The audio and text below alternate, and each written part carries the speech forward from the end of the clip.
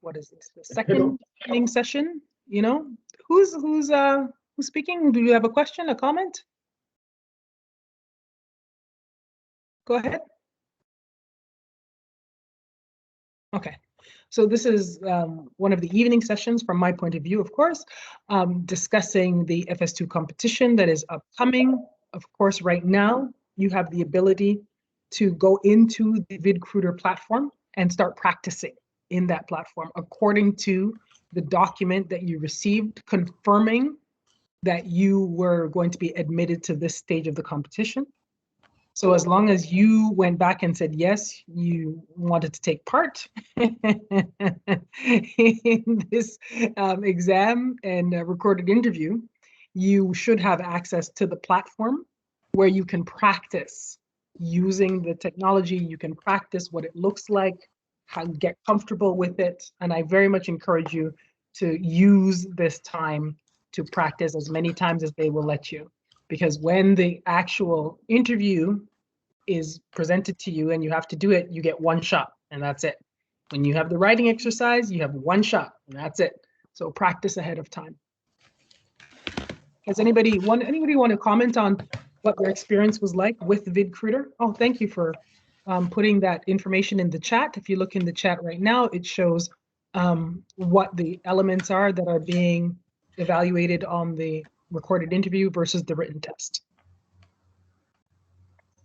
What you also received today were the definitions of the competencies. So that's what you need to be working with at a baseline in order to think about how you answer those questions that they put to you. In this session today, we are going to practice one of those particular sessions. Ah, Isabel, hello.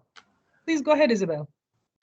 Yeah, I just wanted to say for the VidRecruiter, like do practice. And when you do your practice sessions, it's really awkward to see yourself and just speak to yourself. So make sure you get used to it. Make sure also you're comfortable with the platform, because on the day that you record, you're really nervous. And then you're like, oh, I don't want to hit the wrong button or anything. So go in there and do those practice sessions would be my advice. Fantastic. Isabella is one of our mentors. Thank you so much for joining this session tonight. Are there any other mentors on the line? Please identify yourself, put your hand up, let me know you're here.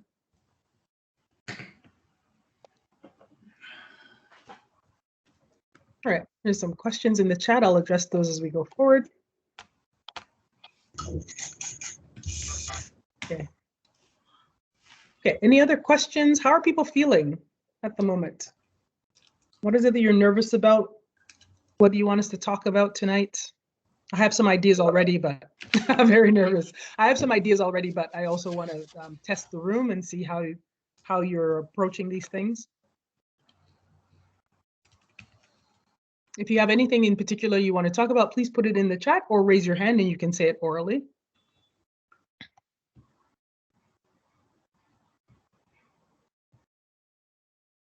I'm just looking now. Ah, here we go. Rasha, please go ahead.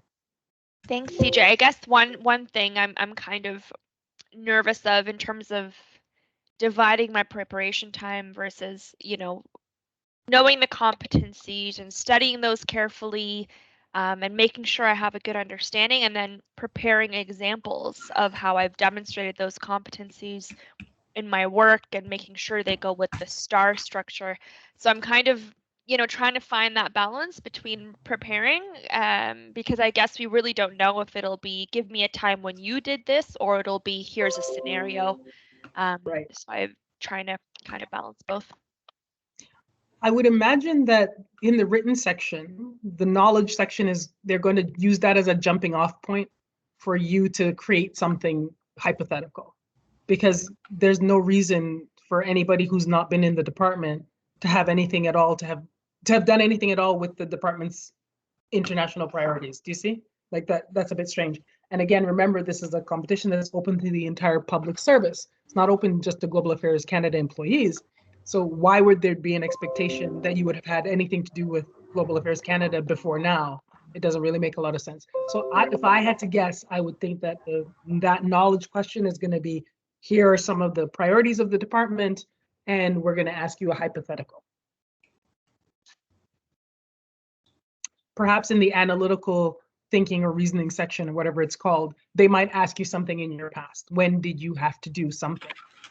Along the lines where you had to analyze, you had to figure stuff out, you had to report on something, you had to, use your judgment. When did you have to do it? What happened? I would imagine that would be more in line with how you design a process like this. What do you think, Isabel? I would prepare both for every competency because I find that when I think they're going to do something, sometimes it's not always what they do. Also, I remember for the interview I did last, the knowledge question was really one that kind of surprised me, and I didn't struggle with, but it's not what I was expecting. So for the knowledge one, I would expect that it would be one that they will test in the written one, but who knows? And so make sure that you really read carefully the plan and priorities, also the results paper. The one that is hard to find, the 2021, is always kind of obscure and you have to search really hard to find it on the intranet. If you have to search really hard, that might be the one that they ask you about. But this is the thing, Isabel, they've now changed in the information provided today. Oh, really? Before it said in knowledge of the departmental plan, yeah, and now 2020, they've changed. They've taken out the year. So that's number one. So it says knowledge of global affairs Canada's international priorities, full stop. And the other thing is they can't test you on things that are only available on our intranet, because then that would be biased. It's going to be the plan, right? the publicly available government plan. But do read those carefully, have your keywords, have also sometimes more knowledge of one aspect of the plan. Like if you're more comfortable with the FPDS section, or there's like a development section. Make sure you know the plan in its entirety, but can elaborate more on one aspect for the knowledge. And again, I expect though that, you're going to be limited to 4 questions and 2 questions in the written. There's a lot of competencies. I don't expect they'll reevaluate competencies. No. So if you do interviews and you have your 4 or 5, whatever competencies they assess, in the written exam, it's going to be different competencies that they're assessing, right? Yeah, they've told them that the 2 are knowledge of the department and analytical thinking or reasoning or whatever the title is. That's the written section, and all the other competencies are in the interview. This is so nervous. And the other thing, I get really nervous when I do things like that, and then I start babbling and being nonsensical, and like there's links in my head that I don't always explain. So really take the time to calm yourself. When I went to record, and don't wait till the last minute. I know you've heard this. I went to record my interview and I was I was just not in the right mindset, and I did a practice question and I started crying because I was just so nervous and there was like a lot of stuff going on. So I put it down and I did it 3 days later. So give yourself that time, because the day before I was fine. I was practicing. I was on top of it. I'm like, I'm going to do it tomorrow. It's going to be great. And that day was horrible. And so I'm happy I had a bit of a buffer to kind of say, okay, today is not happening. And I have the opportunity to do this when I'm feeling great. So wait till you're feeling great. So don't wait till the last day when, you have extra stress. Well, I know you can because you have the 2 parts, but don't wait too long. Yes. And remember as well that you don't have to do the 2 sections of the exam on the same day. You do have to do the interview questions first, but you can choose to do the interview questions on one day and then finish that section and then come back and do the written portion on a different day, as long as you do both before July 7th. Okay. Are there any other questions, any comments before we get into the heart of what we're doing today? Raise your hand, point in the chat. Okay. So what we can do is talk about what competency we'll focus on. So normally in these sessions, what I've started doing is essentially focusing on a different competency each time. Some of these recordings are all available in stream for those of you who are inside the department. If you're outside the department, what I've been doing is creating YouTube videos from those stream videos. And so you can go back and review what was discussed around a particular competency if you find that, that one is a challenge for you. And what we also do is we don't work in HR. We don't have any access to anything in HR. But what we do is we make up questions, and then we'll say, okay, this is the competency that's being assessed here. And we invite you to provide your answers. And then we talk about how to structure your answers for those particular questions according to that competency. The challenge, of course, is that this platform lends itself towards the oral section of the test. The written section is a bit trickier to do in a format like this, but I'm thinking of how to do that. So I have that in my mind. So right now, the knowledge and analytical thinking is a bit is going to happen a bit later on this week, because I have to think about how best to address that in this format. Plus, I wanted to check in with those people who have been matched with mentors. Have you reached out to your mentor? Do you have plans to speak with them?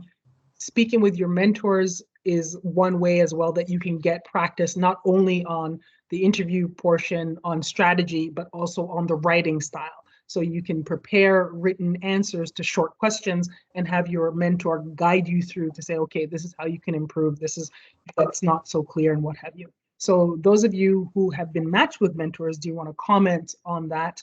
Those of you who have been matched with mentors in previous competitions, do you want to comment on what that experience was like for those people who are new to that process? So please put your hand up, those who have some experience, and we can speak to your colleagues. And again, remember, in these sessions, you have to talk. It's not about me talking to you, you have to talk. Gwen, go ahead. Sure. So I was matched with a mentor during the first stage of this competition and have previously kind of reached out on my own to mentors. And I would say all experiences are awesome and positive, and people in this department are so willing to help if you only reach out and ask. So definitely take advantage of this, and be prepared with questions too, because some mentors will expect that you'll come to them basically with a list of like, this is what I want to talk about, this is what I want to do next, this is where my weak spot is, or can I run this by you? So some won't, some will be asking you questions, but just be prepared like you would if this was like a future manager or something, because it might be. So that's what I would say. It's a really good experience though. There's a question in the chat. Are there example questions and samples available? There's just what myself and my colleagues have been making up, and I've been making a list. What I'm going to do is share those with your mentors. And so what I'm hoping to do is that the mentors will share them with you. If you haven't been matched with a mentor, I'm hoping also to post these questions. But again, maybe you want to have a bit of a spoiler alert on some of the questions. Maybe you want to look at them fresh for the first time and then run into answering them. I'm not sure what approach you want to take, but certainly different colleagues in the department have been just making up questions. We think back to difficulties we've had or challenges. We read the competency, we say, yeah, this would be a good way to test that particular thing. Now I've already sent out matches for mentors, and I have more mentees than mentors.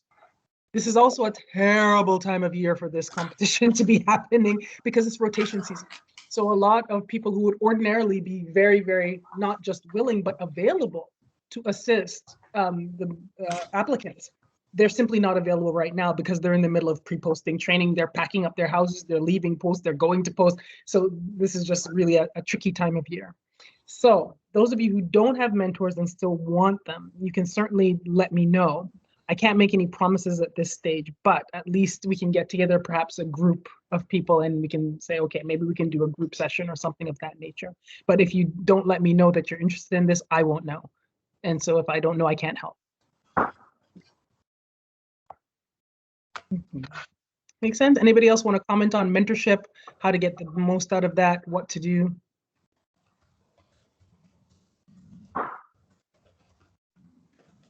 Okay. Isabel, what was your experience being a mentor, being on the other side? I thought it was very useful. And I mean, I benefited so much from, that type of mentorship when I was doing my last competition and the one before that did not succeed, but the last one that succeeded. So like, I'm very happy to to pass it forward. I also think that it kind of helps you as well, just like when you do interviews, right? And then you see the answer and you're like, oh, you know, or if you do mock practice sessions, you're like, oh, you know, this is a really interesting way to view it, but they're missing this, this, this, and now you can identify it and try to apply it for whatever next competition you do. So, it's also, you know, I find that I don't know as much of the more junior people in the department. Like I always thought I was the junior cohort. So it's kind of nice to see and meet other people, and yeah. Very good. All right. So if there aren't any more preliminary questions or comments, we can start moving into the competency that we're going to study today. So I thought that what we could tackle would be results orientation, which is a bit of an unusual one, you know, it's a bit tricky. So I had to think, you know, I made up a question. I think it's a bit devious, so I'm hoping that it will be something you can dig your teeth in. You can sink your teeth into it. I'm sorry, do you hear that noise? Does everybody hear that noise over my shoulder on my end? If you hear explosions and whatnot, there's, you know, it's not war breaking out. No. You don't hear it? Okay, I No. hear it. So if I seem a bit distracted, that's what I'm hearing. It's fireworks that are going off. This is the Festival of San Juan in Barcelona at the moment, and they're already setting off fireworks and whatnot behind me. So if I seem a bit distracted, that's what's going on in my background. All right, so I thought we could do results orientation as the competency. Does anyone have any objections to this? No objections? Going once, going twice? Well, Alain objects. Go ahead, Alain. Not an objection, just a question actually. Since Sure. we're doing this one, I noticed we have four questions to be done in the oral interview and 5 criterias, and I always assume this one might be one of the cross-cutting one as part of the other one. Or do you expect actually a specific question on this? I really don't know. This one lends itself to being one that could be paired up with another. Another one that lends itself to being paired with another is resilience and adaptability. That's what I would guess. If I were going to guess which one is going to be 2 competencies in one, I would guess either this one or resilience and adaptability. But I could be wrong. I don't work in HR, and I have not designed any of the questions. Yeah, I would also put judgment in the global context. In the global context also with one of Yes. those that could easily be paired up. Yeah, because those are the ones that deal with how we do our work as opposed to the work itself, right? Alliance building is a thing in itself. Intercultural proficiency, that can be a thing in itself. But those other competencies, the other 3, they're more kind of foundational competencies, and you kind of draw on them no matter what you're doing, right? So I would anticipate that one of those 3 would be a doubled one. Make sense? Absolutely. Okay, so has everybody received the definitions today? Do you all have access to them right now of the competencies? Yes. Yes.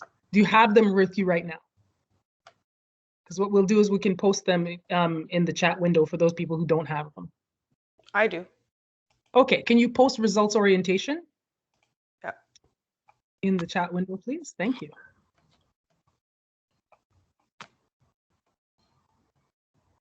And so while that's happening, we'll talk about the approach that we've been taking. Those of you who have been on sessions before, you know what I'm going to get into. Oh, sorry. Go ahead, Vanessa. Do you have a question? Yes, I think that would be an easy one. The fact that they shared this definition, does it mean that we don't have to look at the competency dictionaries with all the indicators? And if we look at this dictionary, because there are 4 columns, but there are 3 level of FS, so which column should I look, the second or the third one for the indicators? What's happened now is that the fact that they've given out these definitions tells you that this is what your evaluator is going to be looking at. It's the definition that's sent to everybody. They cannot use definitions that are not publicly available because this competition was open to the entire public service of Canada. So there are people who have never set foot in Global Affairs Canada who are in this competition, and they don't have access to what's on our intranet. So they cannot be assessed against what's on our intranet. Do you see? Yeah, makes sense. Thank you. No problem. Now, if you have access to that competency dictionary, it doesn't mean that you don't look at it. Certainly, you can look at it and help. Yeah. certainly you can look at it and it can help you think it through, and it can help you understand, because that clearly you have an advantage if you have access to our internal documents. Certainly you can look at them. But the actual definition is what the department has said. You know, if everybody works off this definition, you can pass this exam. That's what they're saying, right? Go ahead, Yeah, Lynn. of course, but in this case, sorry, just in this ahead. case, should we look at the column 2 or 3 for the indicators? Generally speaking, they don't tell you. We've asked HR this question before, and they do not tell you what column corresponds to what level of FS. However, as you read from left to right, going from 1, 2, 3, and 4, you'll find that it gets more and more complex as you go to the right. So certainly the first column would be the most junior level. The second column, in my view, would be more akin to what you would expect from an FS2 officer. The third column would be an FS3, and the fourth column would be an FS4. That is my concept of that. And you'll see as you start to look at column 3 and 4, there are certain management responsibilities that start being expected in the competencies. An FS2 level officer is not necessarily expected to engage in management level responsibilities. Sometimes FS2s are placed in that position, sure, but generally speaking, that's not part of the job description, right?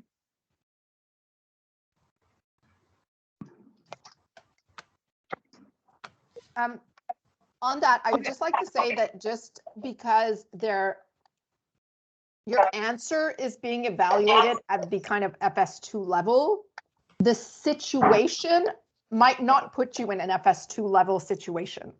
So just be conscious of that, because even the recent FS1 where there was like a role playing, like the context was probably way higher than an FS1 person or someone joining the department for the external had ever faced and wouldn't know how the department works and stuff. So, but it's there. So the response is expected to be at the FS2 level, but the context might not be at that level. So don't be surprised if sometimes, you know, some of the situational judgments are, you are a manager at a mission. I find that sometimes the situation doesn't always match the level. But again, the answer though is not expected to be at, you know, the FS4 level. Yeah. Yeah, you're not expected to answer as if you're the ambassador. You're not expected to answer as if you're the minister. Like that's ridiculous, right?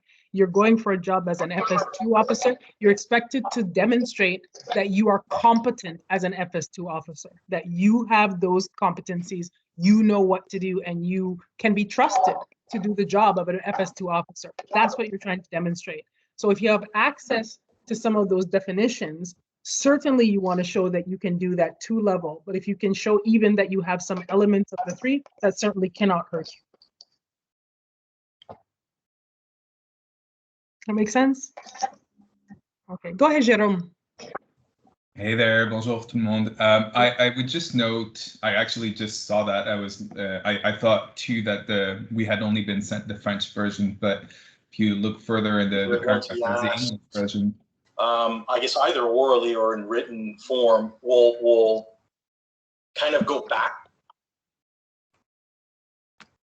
Sorry, I think go ahead. we're speaking. You cut out, Louis. Louis, you cut out. Are you on mute? Can you repeat what you said? I think Jérôme was talking. Yeah. Anyway, okay.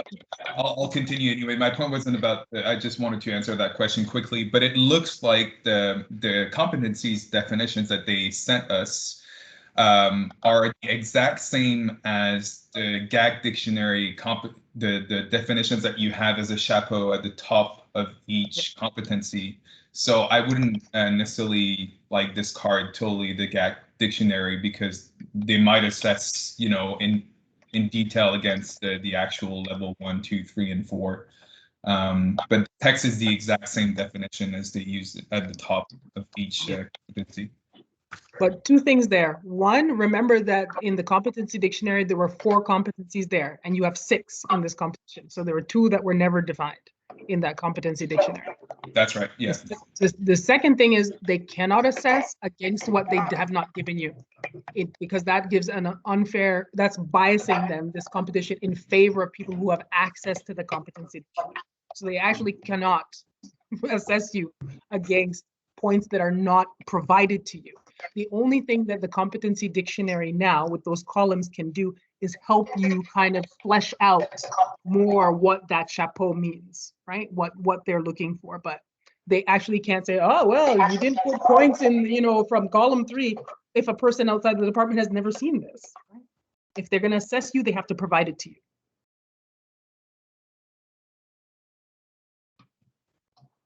Okay, any other comments or questions? Okay. So in their section, so have we seen then results orientation in the chat window?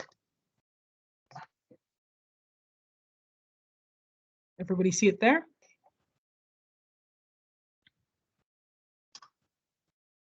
So you need to read it carefully. I'll read the English. Okay, employees at Global Affairs Canada are able to pull together the necessary elements and get the cooperation required to complete the work as quickly as possible in the most cost-effective manner and in compliance with the highest quality standards. They are also able to balance work quality and deadlines. Results orientation. Now, those of you who've been on these sessions before, you understand the approach that we normally recommend, and that is that you approach answering these questions with a good structure. Structure is everything. You want to structure your answer in such a way that it makes it easy for your evaluator to give you points. It makes it easy for your evaluator to understand what you're saying, to understand the answers you're giving, and in such a way that you answer the question that's being asked, right? And that you answer the question from the perspective of the competency that's being assessed, right? A lot of questions that are put to you can be answered from more than one perspective. The perspective you are to use is the perspective of the proficiency that's at the top of the page. So if it says, we're looking at resilience and we're looking at results orientation, you start talking about intercultural proficiency, that's all well and good, but there will be no points allotted to you for that because that's not the competency being assessed at that moment. Am I clear? Make sure. Any questions there? Okay. So normally in terms of structure, there are a lot of different ways that you can structure your answers. One way that we normally suggest is that you use the STAR format. Again, this is old news to some of you who've heard this many times before, but who has not heard of this format, the STAR format? Okay, so if everybody's heard, then I will need a volunteer to define it for the group. Who will define it for the group?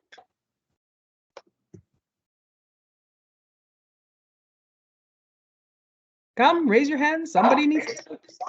This is an interactive session. Go ahead. Okay, fantastic. So in the chat, we have it defined, situation, task, action, result. Go ahead, Vanessa. No, I'm good, thank you. Very good. So again, some people will add an extra R depending on the structure of the question. If the structure of the question is asking you, tell me about a time in the past when you exemplified this characteristic, this competency, you can use the STAR format to talk about the situation in which you found yourself, the work you were expected to do, the task, what you did to carry out that particular task, and the result. And if you were to add a second R, then what you would do is talk about the reflection that you have. I'm sorry, I'm being asked to approve. Sorry, one moment. Okay, so that would be a second R in the STAR format. However, there's also sometimes a second A that you could add, which is assumptions. You state your assumptions at the top. Normally, the questions that are put to you can involve a lot of different moving parts, or they can involve a lot of gaps. And so what you want to do is state your assumptions up front, and then you get into the heart of your answer. One thing, Louis, I'm going to come to you in a second. One thing you cannot do, however, is to assume away something that goes to the heart of the question. So for instance, If you're being asked a question about interpersonal conflict, you have to mediate an interpersonal conflict between two people that you work with in your team. It would be fair for you to say, for the purposes of this question, I'm assuming that we all speak the same language, so we can communicate with each other perfectly well, and there's no language barrier between any of us. That is a reasonable assumption to make. The question will not necessarily say whether there's a language barrier, right? But you can assume that there's not one. One thing you cannot assume is, I assume that the two people who were in a conflict went out for drinks last night and they've resolved the problem, and when I come to work the next day, it's all done. I'm sorry, no. That is assuming away the whole heart of the question. So you cannot assume away something that you have to address, right? Okay, Louis, go ahead. Can you hear me okay? Is the microphone on? Sure. Okay, great. So one element I would add to the equation that I found quite useful is the complexity and any special considerations that made the task or your work much more difficult, and then how did you overcome that? So to me, it kind of gives extra bonus points. So not only did you do this and the results was that, but you did it with your hands tied and you were blindfolded and you had no budget and, you know, that kind of thing. And, you know, with my superpowers, I was able to overcome and do X, Y, Z, and the results were wonderful. You know, so that's just something that I found in the past has served me well. Excellent. All right. We're going to talk, I think by the end of this session, we're going to talk about strategies, how you manage your time, and how you can do things like add in things that make you look like a superstar, right? Okay, so I haven't shared the question yet. There was a question in the chat. Have I shared? No, I haven't. Do I have any volunteers to answer the question before you see it? What you have already is the definition. You're just me. Who wants to volunteer to address the question? Okay, but we'll do it like this. If you volunteer ahead of time, your colleagues will help you, right? We'll ask them, we'll call on them to make suggestions to help you. Okay, so we'll have two people tackle it. So we'll have Louis and Rasha tackle the question. Well, it's because what you told us last time, which is if we don't practice now, we'll be practicing at the interview. So I'm trying to take your advice here. Very good.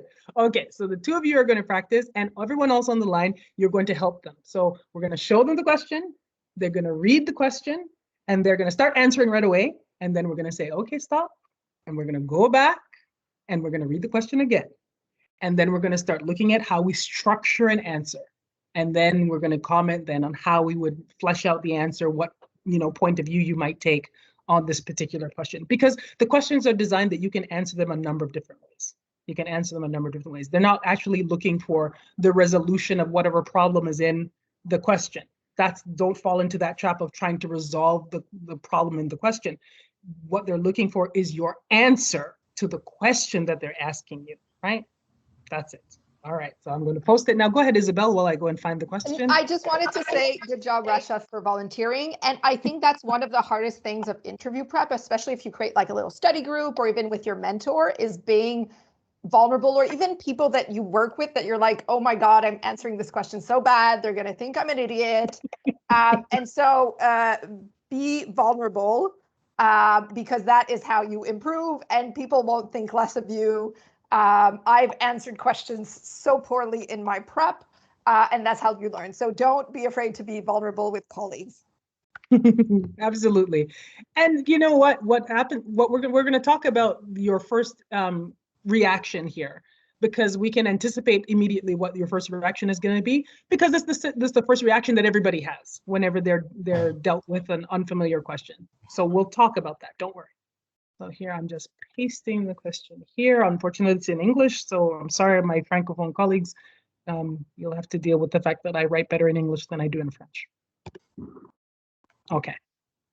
Here's the question. I will read it out. So those of you who grasp things better when you hear them rather than reading them, you will have that advantage. You are an employee of Global Affairs Canada. Your manager has assigned you a project that requires you to work with a service provider to conduct research and to prepare a report on an issue that is in line with one of the department's international priorities. You are responsible for monitoring the budget and project timelines. You are also expected to use the final product to design a campaign that will help your colleagues raise awareness about the issue. You receive information from the service provider that they will not meet one of your agreed upon deadlines. As a result, the service provider anticipates that the final product will be delayed significantly. What steps will you take to ensure that the overall campaign is carried out to the standards expected? What resources will you draw upon in order to complete your assignment?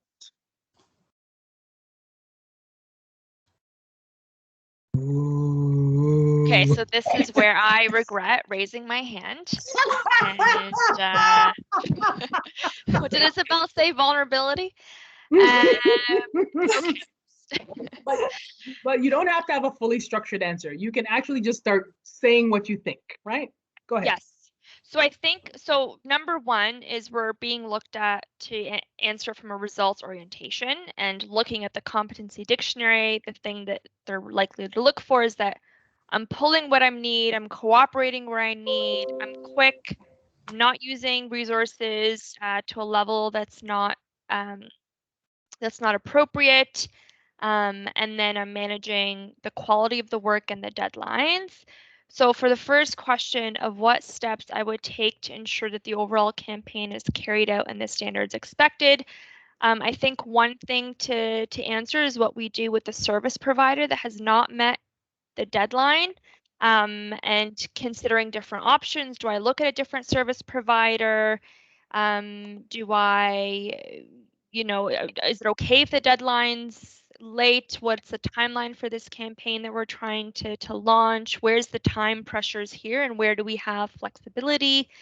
And then for resources, I guess I would, of course, look internally to see if we may have some in-house capacity as well, if that's available to us. I would also make sure I have some sort of a project tracker to manage the deadlines. Do I have, a way to manage my deadlines, some sort of tool? I'm sorry, I think there's feedback from there. So I'll put myself on mute in case it's me.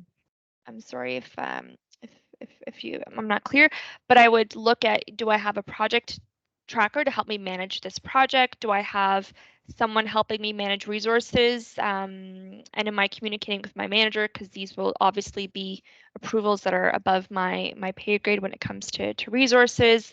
And kind of what are the key milestones, and how am I communicating to the team to make sure that we're all kind of on the same page. So that's my first thought dump, but I'll leave that there. Fantastic. Okay, Louis, would you like to give it a crack? Yeah, you see your colleagues are clapping for you. Would you also like to take a crack? That was a great answer, Ralph. Just off the top of your head, that's awesome. So I won't repeat all that, but I would also add, I would look at, I'd request a copy of the contract and to see what the terms are and what the penalties would be for non-delivery of certain items and the deadlines and what the penalty and so on. So once I have that, I would talk to the service provider and find out, why can't you deliver, and discuss that what their obligations are as per the contract and what the consequences would be for non-delivery, and see if I could get them to resolve that issue once they see that they're not going to get paid or they're going to have a holdback or something.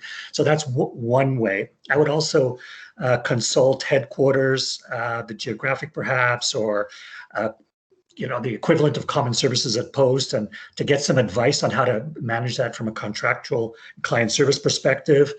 Again, talking to the manager is a good idea to see what other resources could be made available, because it's always good to have a plan B. You give a course of action, but you have plan B or C that you could look at, and that could involve working overtime, getting a colleague to join in on the project, and so on. What else? I like the project tracking tool. That's good. Budget tracking. Get trade commissioner. Like in my case, I would have used an international priority of trade, because that's my background. And I would get the trade commissioner assistant on board to assist on the financial side of things to make sure I'm on track. I would report how we're doing to the manager as far as where we're at in the project, what issues we anticipate being problematic, what are the proposed strategies for mitigating those challenges, and get the manager's input, buy-in, suggestions, and then determine a plan of attack for the next step to resolve the issue, keeping in mind that the goal of delivering quality product on time and on budget. I don't know. That's about all I got right now. I need another coffee. Well done. Colleagues on the line, what do you think? Isabel and other colleagues, what do you think? What could we add? What else jumps out at you? Those of you who are in the competition, what else jumps out at you from this example that you would want to address? Go ahead, Vanessa. Yeah, I think, I'm not sure if it was said already, but I would confirm what are the actual standards that are expected with the manager. It goes along with what Rashad said. Like, is it quality or is it a deadline standard? Is the campaign attached to some specific date for an event like Women's Day or whatsoever, or is there some flexibility with the dates? So that's the only thing I would add to the very good answers that were provided. Isabel, what do you think? First of all, those were really good answers, I think. And me, I always refer back to the description of the competency. And so one of the description is to get the cooperation required to complete the work. So there's different ways of doing this. And I think some of it was addressed, like look at the contract. I'm a people person, so I'm always like trying to negotiate, see if I can talk to people. So I think make sure, you know, if you're looking at the competency that bang, bang, bang, all of those are answered. And also this was touched upon, which I thought was really good, the most cost-effective manner. What are the costs associated with, you know, the contract not being delivered or having to do another contract or some overtime? Yeah, but I thought those were really good answers. Like I panic when I see questions like this as well. So I just wrote this. I thought I needed a question on this results orientation. I didn't have one. So this is me being devious here in this question.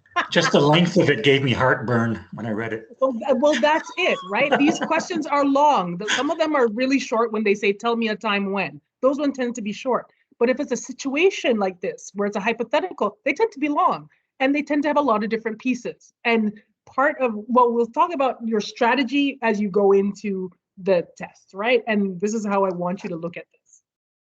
So I just wanted to add ahead, also for situational questions, this one is actually not that long, but it also has all the useful information. A lot of times they'll throw in a bunch of useless information. Yes. Like this is happening while you were in a country that has this rate of poverty and have the same president, like useless information that you also have to kind of sift through. So just be ready for those super long questions. So that's it. So when you get into the exam, okay, we talked about the STAR format. That's how we're encouraging you to structure your answer. So this is the process that I suggest you use. First of all, you're going to really review those competencies, and you're going to really try to remember the key words that help you understand the definitions of each one. Because you're not allowed, as far as I understand, to bring any documents with you to the actual recorded interview or the written section. So anything you bring with you has to be in your head.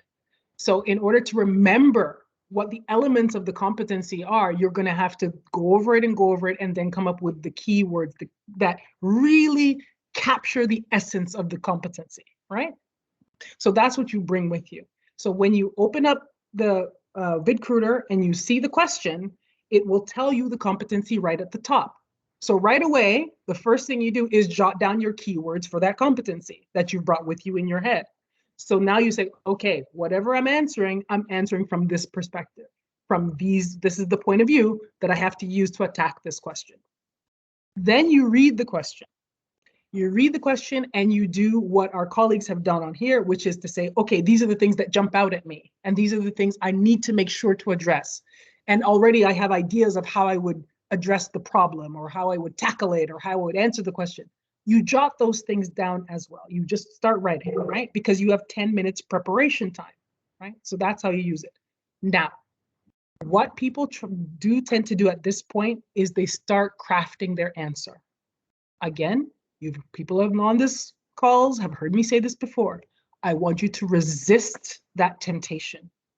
Once you've put down the information about the competency, once you've jotted down the things that you've seen in the question, resist the temptation to start crafting your answer.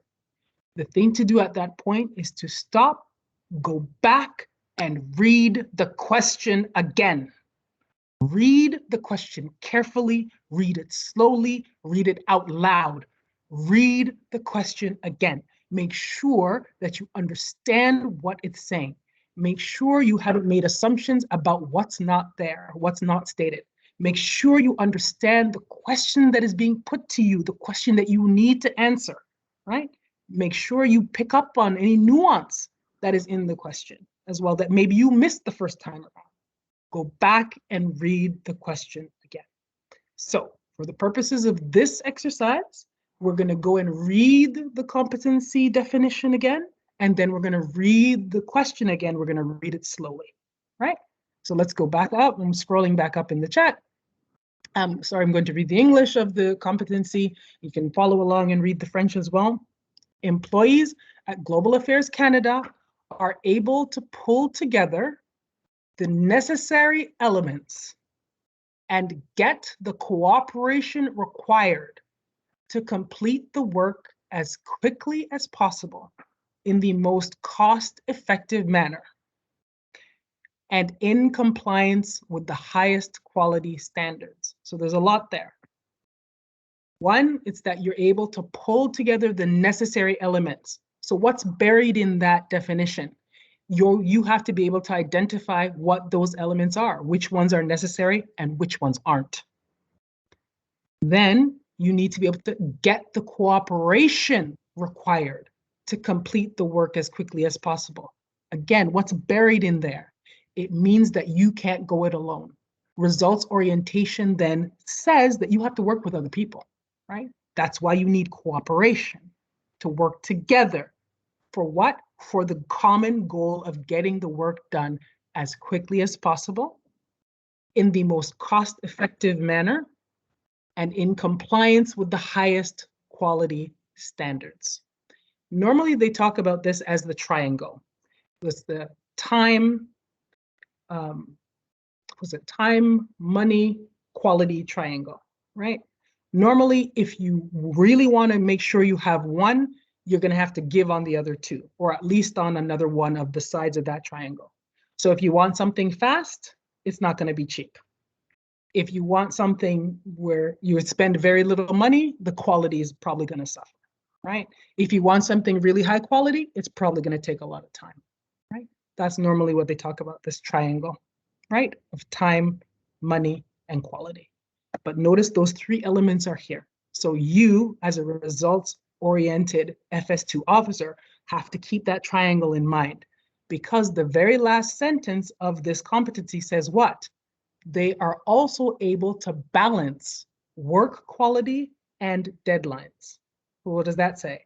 It says that sometimes your timing is what rules the day, right? Sometimes it's the work quality that balances out against the deadline. Sometimes there's a hard deadline and you cannot shift it.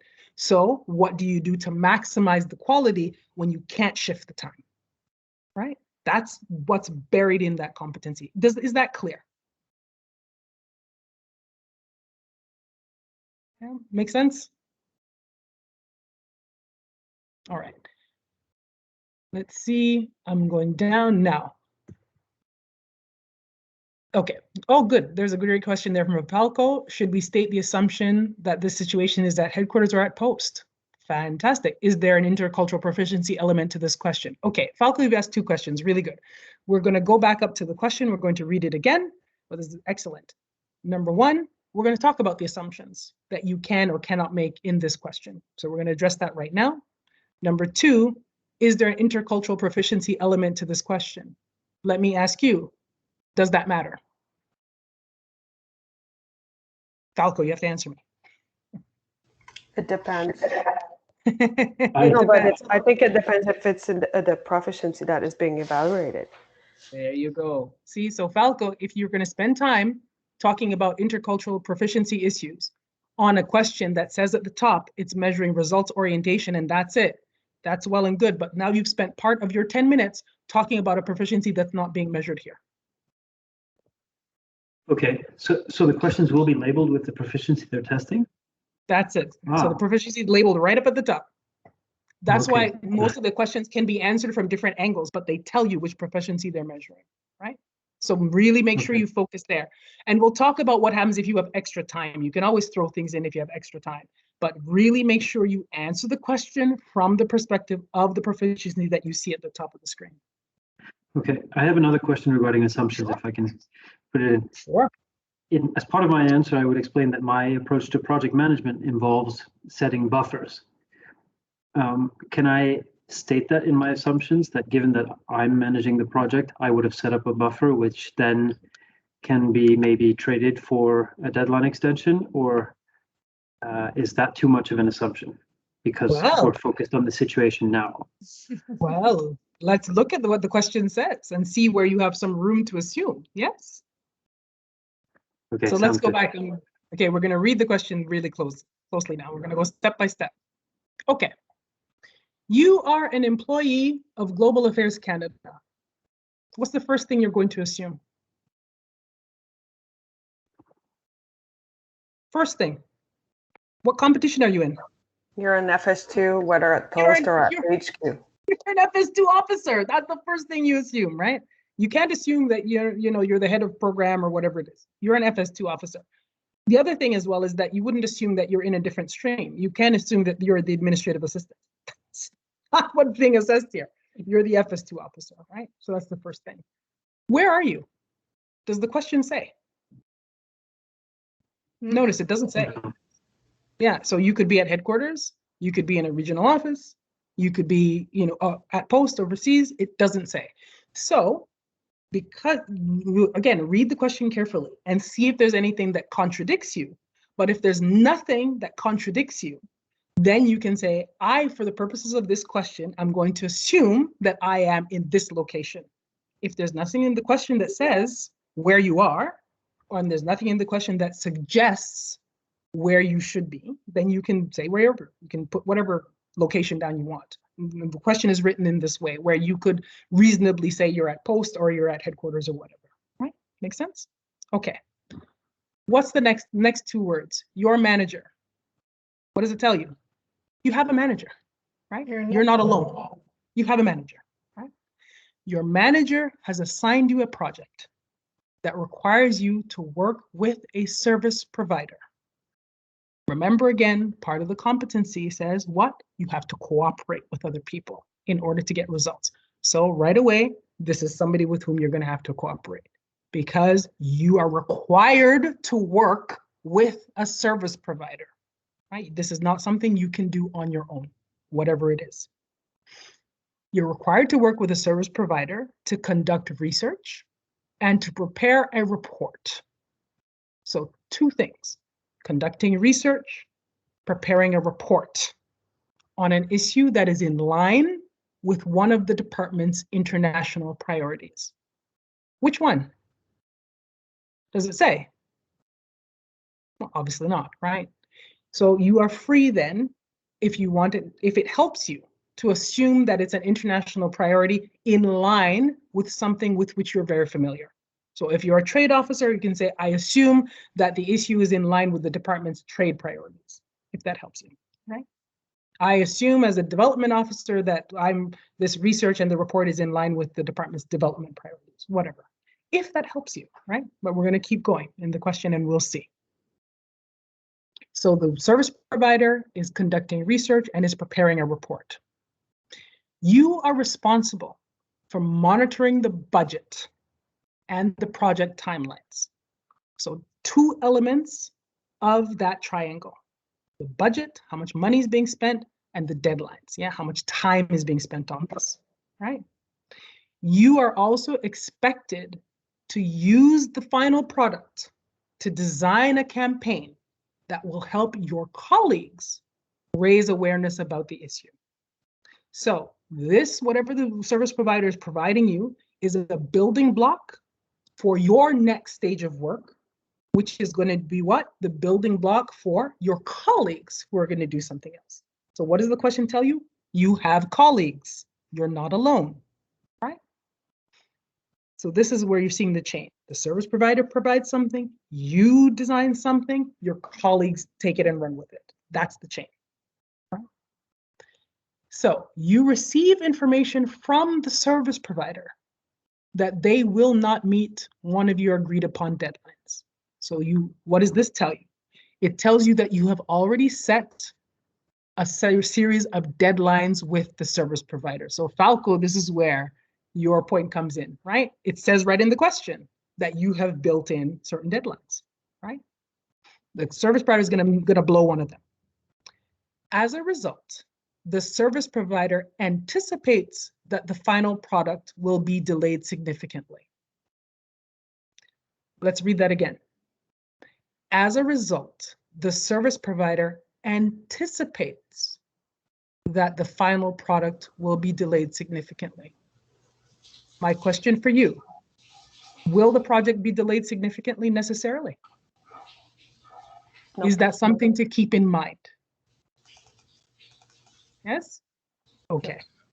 Next thing is, what steps will you take to ensure that the overall campaign is carried out to the standards expected? What resources will you draw upon in order to complete your assignment? So there are two things being asked.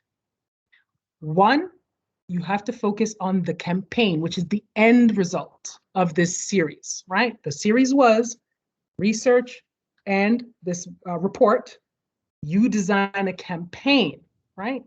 It's the campaign that's going to be carried out later on. So you're going to design the campaign and then your colleagues are going to run with it. So what steps can you take to ensure that the campaign is carried out to the standards expected? And again, they're not asking you to design a campaign in your answer. The question is what steps you are going to take, right? Then the last part of the question is, what resources will you draw upon in order to complete your assignment? So what resources are available to you? And resources mean what? Could mean money, could mean people, could mean other people's work. It could mean a lot of different things, right? What resources will you draw upon? Does that make sense? Do you see? We go through carefully and you pick up on things, right? Okay. So if that's clear, do you have questions about that? We can talk about how to structure an answer here. Any questions? Comments? All right. So let's start. One way of answering the question is to say, okay, look, I need to structure my answer. Here's the situation. I'm going to assume certain things. It's easier for me to assume that I'm at headquarters. That's the easiest. And I'm going to assume that it's trade. So if I make reference to things, it's in reference with my experience as a trade officer. And so I've noticed then in this question that I've been asked to work with a service provider on a particular project and to make sure that we use the fruits of that labor to help design a campaign. The question is asked me, to make what steps I would take to make sure that the overall campaign is carried out to the standards expected. So that means I need to work with the service provider to make sure I have enough information from them in order to design the campaign well, in order to provide those things to my colleagues. That's the result I'm focused on. So I'm going to answer then this question in 3 parts. The steps I would take to coordinate with the service provider, the steps I would take to manage the amount of time and money and effort being expended on designing the campaign, and the steps I would take to assist my colleagues to make sure that the overall campaign is carried out to the quality standards that are expected. And then at the end, I'm going to address the final question in this scenario, which is the resources that I'm going to draw upon in order to complete the assignment. Okay, so The task in front of me is to ensure that the overall campaign is carried out to the standards expected. So for the purposes of this exercise, I'm going to assume that I do not have a lot of flexibility in terms of the timeline. The timeline is relatively fixed because my work that I'm working on with the service provider and with my own design is going to have an impact on what my colleagues can do. And in order for the campaign to be carried out to the expected standards, they need a certain amount of time. They need to have their deadlines respected. So I need to balance then what I do against those hard deadlines. So the steps I would take first would be to work with the service provider. The question tells me that we've already established some deadlines. The question tells me that the service provider is responsible for providing two different things. The question also tells me that the service provider is going to miss a deadline, but I don't know what deadline that is, and I don't know which part of their work that this is affecting. I think the first step I would take would be to talk to the service provider to figure out to what extent we can mitigate whatever the problem is that the service provider is facing. For example, if the service provider finds that they do not have the extra people that they need to help pull together some of the research and summarize it, what I might do then is work with my team in my headquarters to see if we could take that piece of the project away from the service provider so that they could continue doing the work and they could continue to respect the deadlines that have already been established. That would be one approach. So my first step would be to work with the service provider as closely as possible to mitigate whatever the problem is so that I could get that project done on time. If that failed, then I would work with the service provider so that they could at least provide a draft of the research and a draft of the project as much as possible by the deadline. So in that case, I would be willing to sacrifice some of the quality in order to respect some of the deadlines. If I could get 90% of what I expected, then at least that would not delay me in terms of designing my campaign in order to hand something to my colleagues that they could work with. So those would be the steps I would take with the service provider. When it came to designing the campaign itself, I would have to work intensively to make sure that I met my own deadlines.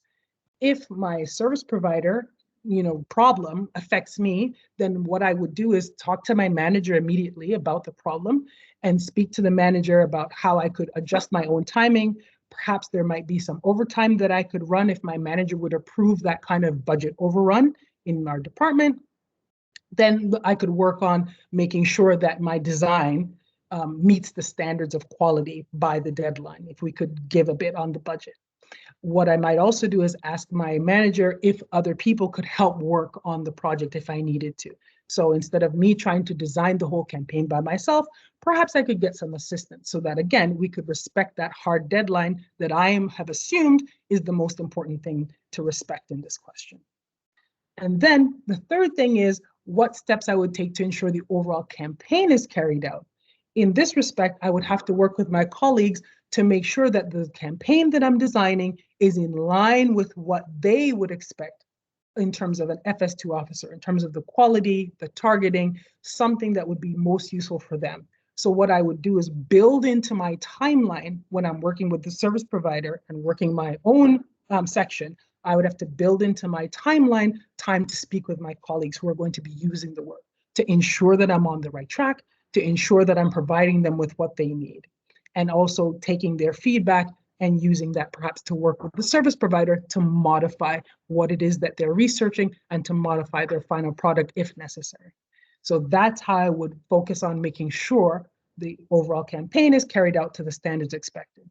In terms of resources that I would draw upon in order to complete the assignment, I've already touched on some of those resources in my earlier answer, so I'll summarize those again. I would work, if we could get some overtime budget, I would ask my manager for that. That would be the first thing that I would look for. If I could get some information from the service provider on what they needed, perhaps I could ask in terms of human resources, some of my colleagues to pitch in to take some of the work from the service provider. So that would be another resource I would use. In terms of designing the campaign, what I would do is look into our own systems and see if there's already existing campaigns that have been proven to be successful. And I would use those resources to inform the way I would design this current campaign. So all of these things are things that I would use to pull together the best possible campaign for my colleagues to use and to manage this process as a best outcome. There. Do you see?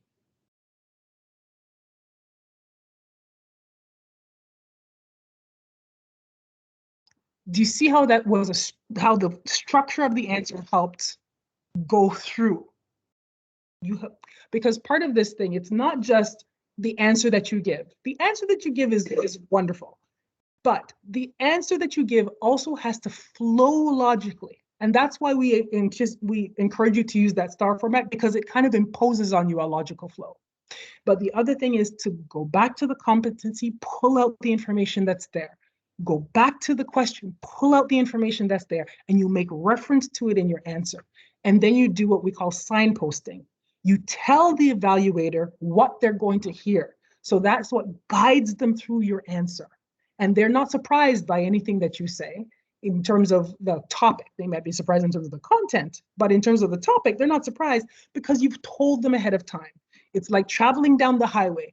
You travel down the highway and there's a big signpost that says next exit is this town. And an exit 3 kilometers away is going to be this town. And an exit 5 kilometers away is going to be this town.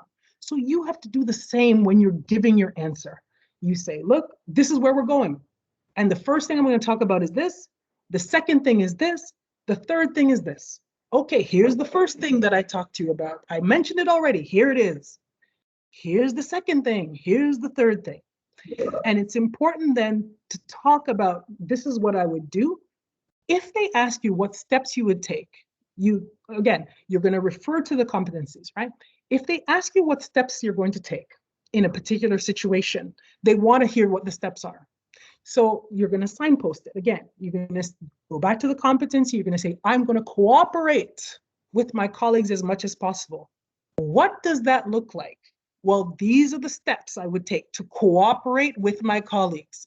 I would do this, I would do this, I would do this, I would do this. And all of that cooperation would lead me to the result I want, right?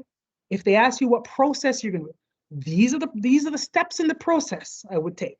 I would do this, this, this, and this, right?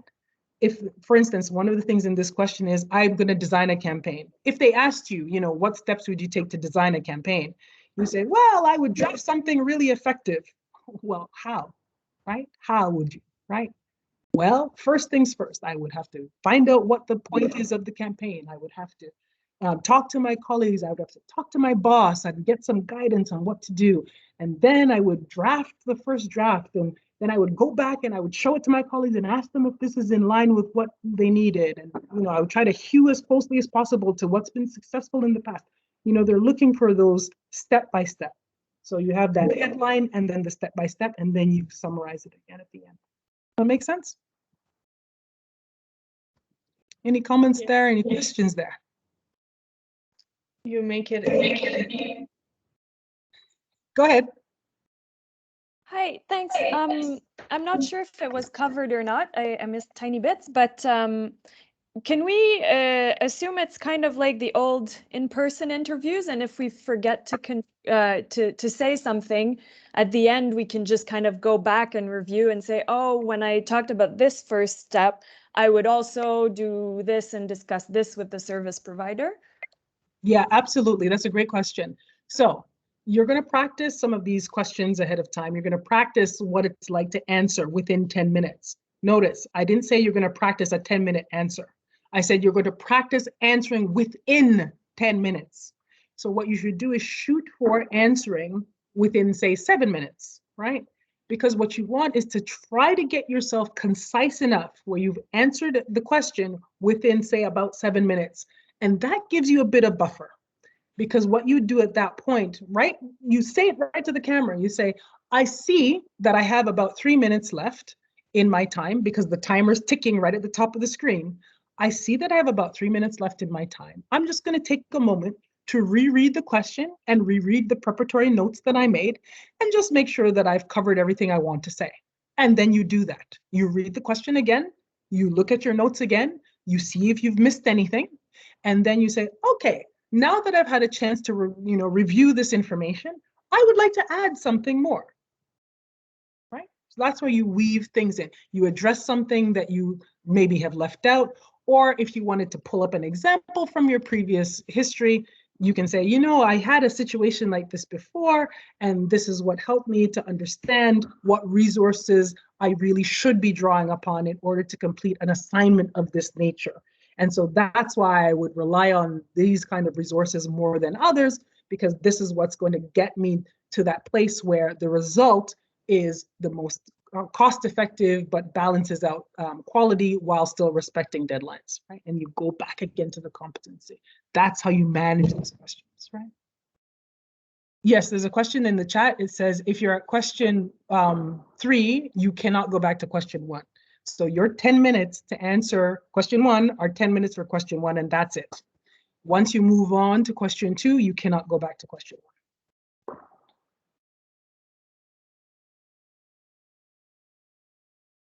Okay, any other questions there, comments?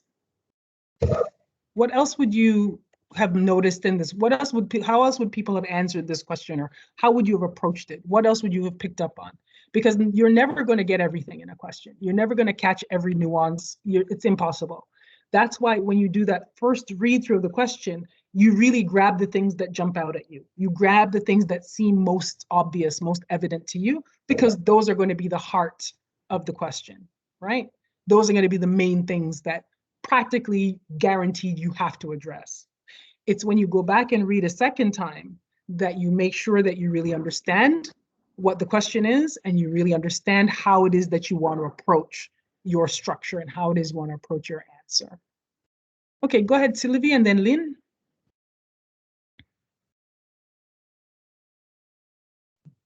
Yes, thank you. I'm sorry, my computer is a bit slow, so when I press on the microphone, it takes like a few minutes.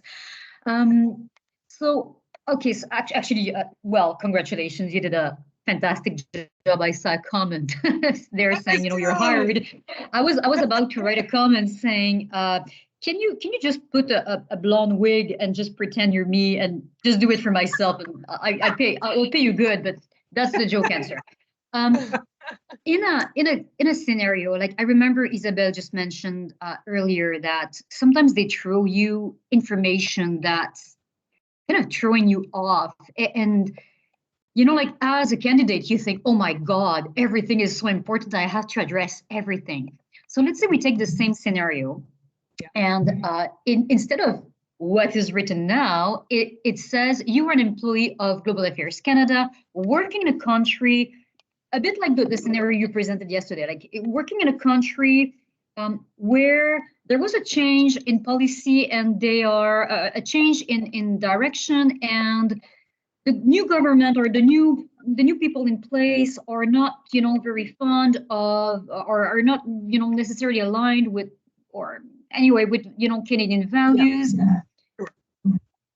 Would your answer have changed? Would you have put there, like in your assumptions, that maybe your service provider is from another culture, and then even though the capacity of intercultural effectiveness is not there, or might be, but let's say it's not there, would you in your assumptions say, well, maybe the delay might be due to maybe some religious holidays that blah blah blah, or maybe because again, like in the scenario, it says, sorry, do I have it? Sorry, where was it?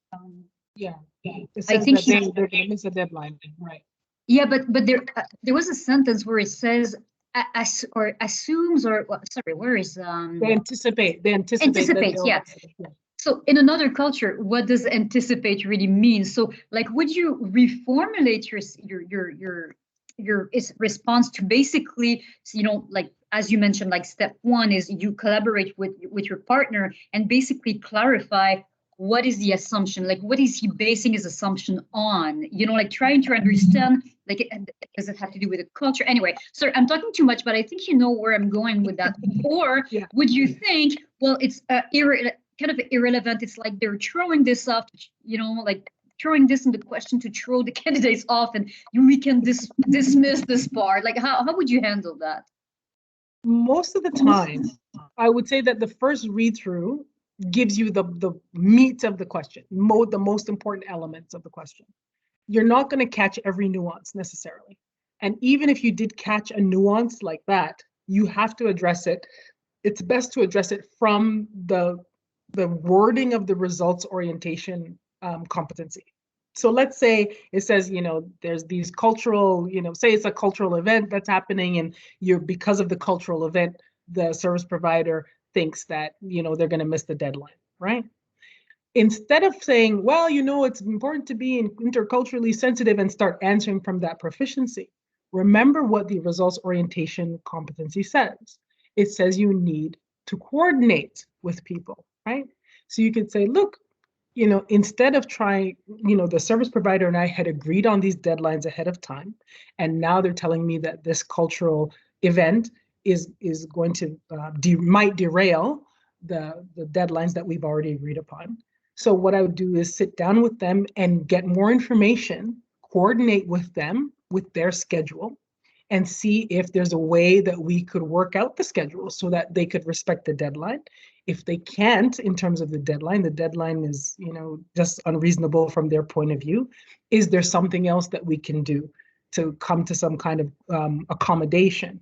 So again, I may ask the service provider, do you even have a subordinate that is not affected by this cultural event who could do the work in your stead? Or perhaps I could look for resources within my organization to manage this part of it, because the focus in this competency is on the coordination, not on the culture, right?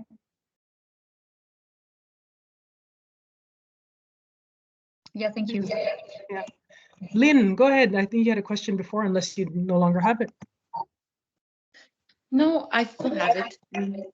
So I really like when you walk us through the steps on how to answer a question, because I usually right when I the countdown start, right? I have my piece of paper in front of me.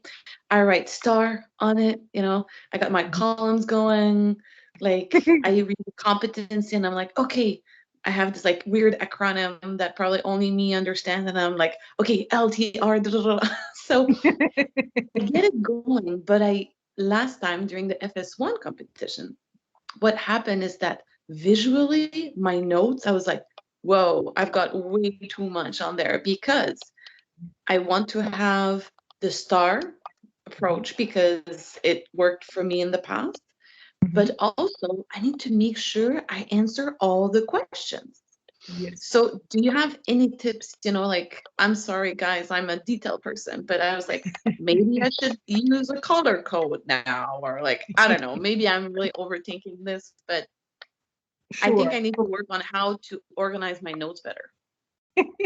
So for me, if I were approaching this myself, what I might do is have my 2 pieces of paper, right? The first is for that immediate brain dump, oh, I'm jotting down all this stuff. Make sure you put this, make sure you put this. And then the second piece of paper is the structure of your actual answer. That's where you put your star. And so on the first piece of paper, you're jotting down all the stuff that jumps out at you the first time, and you're making all these notes. Then you go back and read the question again. And again, on that big piece of paper, you're jotting down the nuances, the assumptions you want to make, the things that aren't said, the things that are definitely said, things you want to make sure you address, how you're going to come to it. Make sure you understand what the question is. The question is this, you underline it a couple of times. And so then you have this really big, messy piece of paper. That's what you take to make your structure. Your structure is your star on the second piece of paper, right? And so from your messy stuff, you're going to pull out, okay, so what's the situation I'm saying and what assumptions am I making? Then okay, what's the task at hand? What am I being asked to do in this question?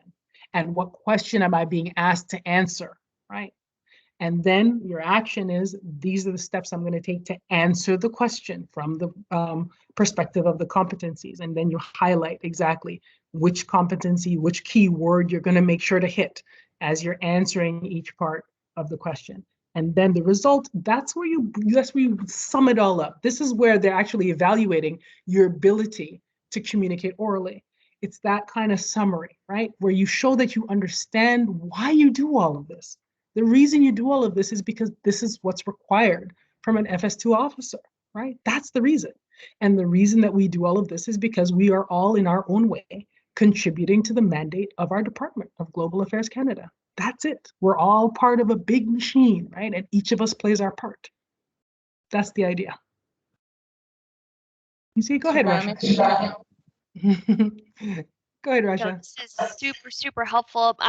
Mine's a bit more of a sort of a, I guess, pedantic question, but so usually when you would be doing these processes, you'd be in person, they would give you the sheet with the questions, but here it'll be on the screen. So then we have our own, so we need to really be prepared and have our own kind of sheets of blank paper, have our pen, but they're giving us 10 minutes to read the question where we'll have a chance to kind of think through.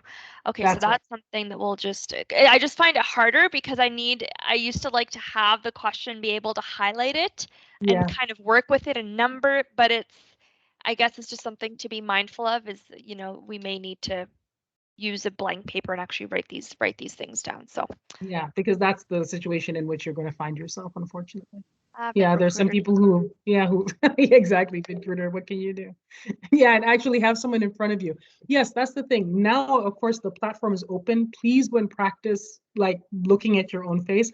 I understand that there are now ways of modifying essentially the view that you see in VidCruiter. So play with some of those settings in the practice and just see if you find it distracting to look at your own face, then modify what you need to in order to make it a bit easier for yourself. There's a question about whether the written exam is also videoed. I'm not sure how they do it. I don't know if they have a camera on you the whole time. I would imagine that Big Brother is indeed watching you. I would also anticipate that even though for instance, orally, the interview, the 10 minutes is what's recorded and being sent to your evaluator, I would imagine that camera is on even as you're preparing your notes. Because, again, my understanding is you cannot bring extra stuff with you. So if you have all this stuff prepared ahead of time and you try to sneak it in, I would imagine that camera's on and that camera sees that you didn't write anything down. And yet somehow you have all these handwritten notes. Where'd they come from? I would just assume it. I would assume as long as you're connected to that system, there's somebody looking at you. Yes, dress up as well. Put your best foot forward. Look your best. Look nice. Don't make sure there's no weird echo, weird shadow behind you. Make sure you sound right. Project your voice. Smile. You're in such a good mood to be talking about this stuff because you are so capable as a FS2 officer. You got it down pat. Go ahead, Jerome. Thanks, CJ. That was great. So thanks again for all the time you're taking. I just had a quick question about, we're all told to prepare an example ahead or think of an example to link to every competency. And that didn't seem a question that allowed, I guess, for, to plug in maybe an example of work experience, or is it, for that kind of situational or hypothetical scenario question that we wouldn't, I'm sure it's not an answer fits all, but I was thinking about that as you gave the great answer, should you plug in a work example? If you have something that you can weave in very smoothly without spending a lot of time and without getting really bogged down in the details of the situation, then yes, you can certainly weave it in if you think that helps clarify why it is that you've chosen a particular course of action or you're choosing certain steps, right? So for instance, in this example, you're working with a service provider. So you can say, I've worked with service providers before, and I've had the situation before where they've been, advising me that they're not going to meet certain deadlines when I had a hard deadline.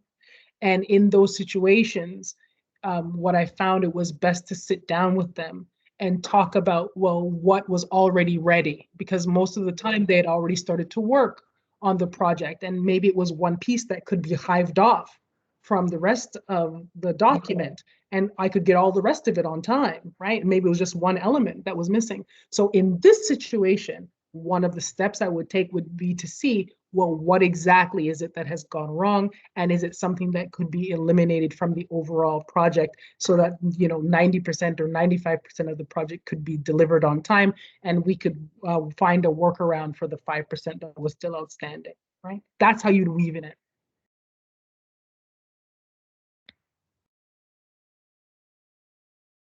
There's another, anyone else? Any other questions or comments there? This one is a tricky one, this competency. Yeah, go ahead, Sylvie. Yes, thanks again. Again, I haven't participated to all of the info session you've prepared. I will certainly watch them over the weekend on Teams, I guess. So I don't know if you have already addressed this question in another session, but so basically my understanding is that we are going to have 5 competencies to show in 4 questions in the interview. So obviously one question or one scenario, I'm presuming, I'm making the assumption it will be in a scenario, we'll be assessing 2 competencies. Have you talked about how to prepare for 2 competencies in the past, or will this come in future sessions? Yeah, we haven't done a double competency just yet. Oh, sorry, that's me through your speakers. Yeah, we haven't done a double competency example as yet. We've certainly did that for those of you who went through the FS1 competition. I think we made up some questions where there was more than one competency being assessed at a time. And certainly we can do that later on in one of the sessions this week, just to say, okay. But even with that, what you'll find is that the example itself will kind of be clear. It'll say, okay, this is what's going on, on an interpersonal level, this is what's happening, and this is what's happening in terms of your own resilience and blah, blah. So it'll be kind of a bit obvious, from the scenario that there are these 2 competencies that are being assessed. And on top of that, the questions that they ask you will be related to the competencies. The questions themselves will tell you, oh, okay, this is the part where I need to talk about intercultural stuff, and this is the part where I need to talk about resilience.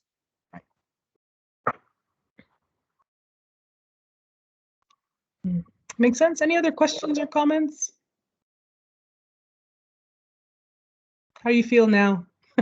Still scared?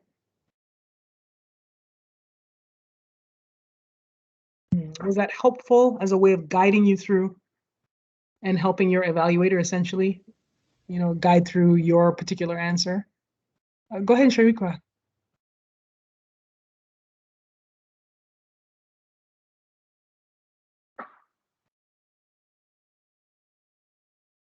Sharikwa, go ahead if you have a question or comment. Oh, sorry, I was so I remember for the FS1 similar sessions that you hosted, some of the advice was you can actually say this question is evaluating me on results orientation, so I will talk about how I will use the competencies, and then throw out all the keywords at the beginning, make sure you hit all of that, and then answer the question. Would this something that would still apply at the FS2 level, I would imagine? Sure. I mean, certainly that there's no secret to your evaluator. Your evaluator knows what competency is being evaluated. So certainly you can say, look, this is the situation in which I find myself, and this is the task in front of me. And I've been asked these questions. And of course, because this is a question measuring results orientation, I'm going to be answering from that perspective. And so what I would do in this situation is blah, blah, blah, right? I mean, there's certainly no secret.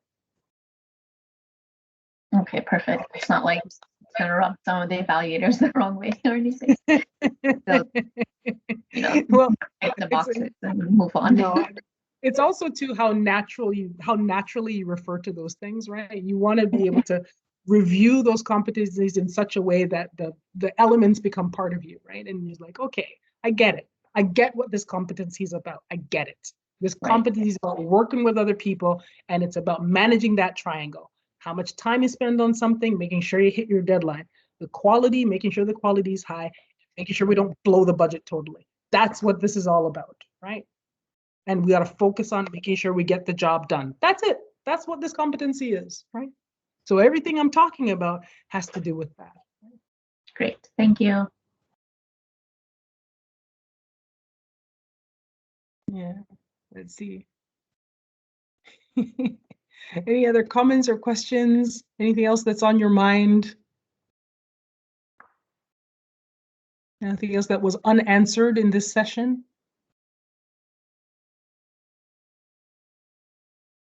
No, okay, we've come to the end of the time, and I know that I think for most of you, you're still in your business day.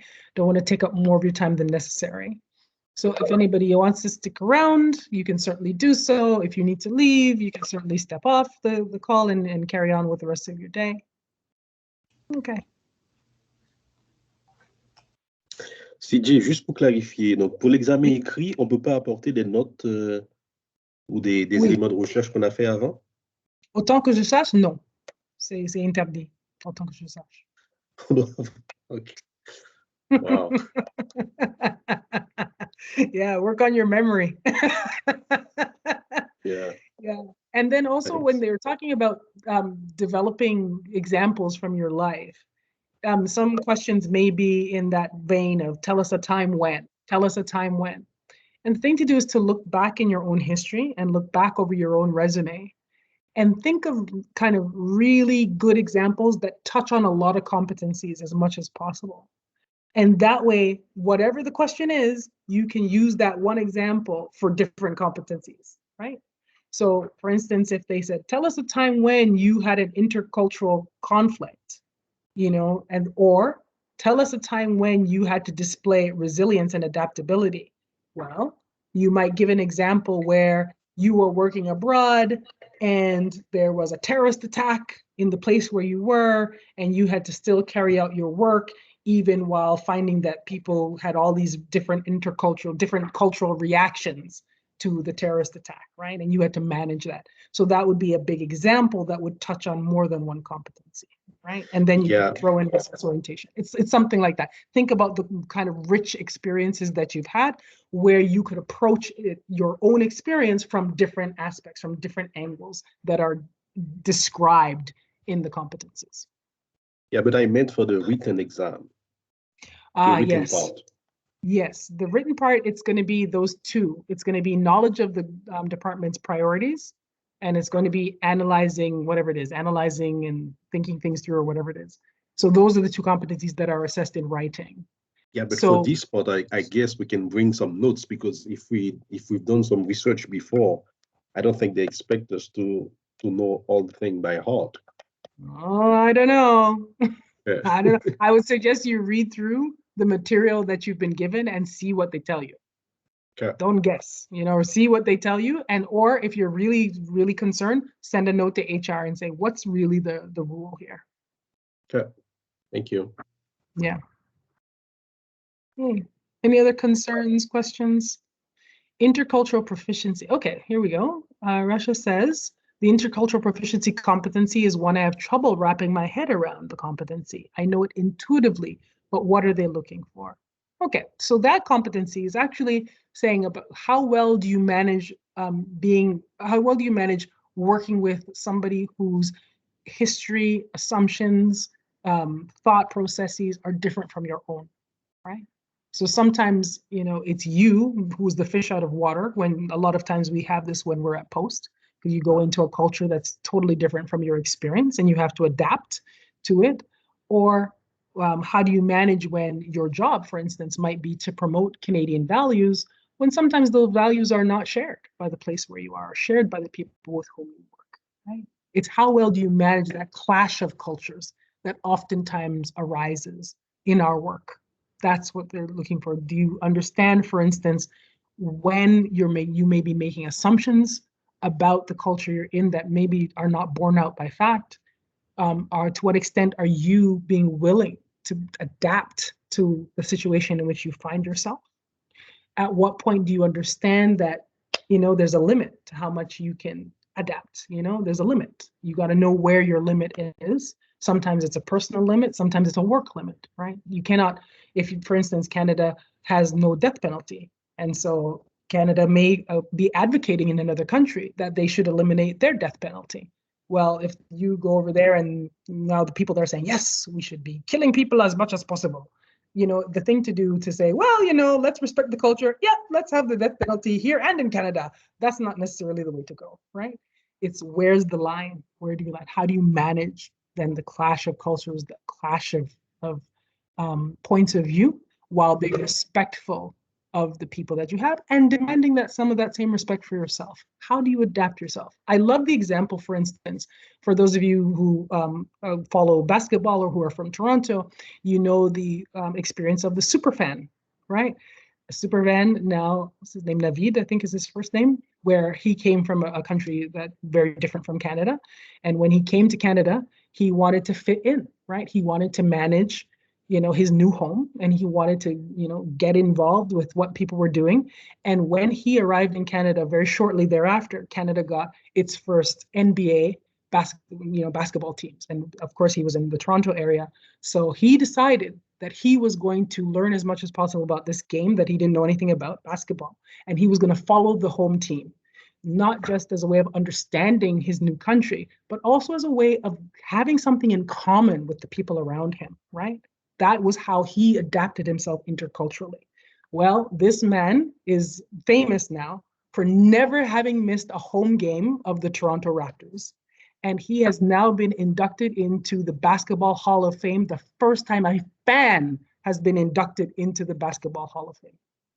This is how people react. This is one of the things you could say, this man was interculturally proficient. Does that make sense?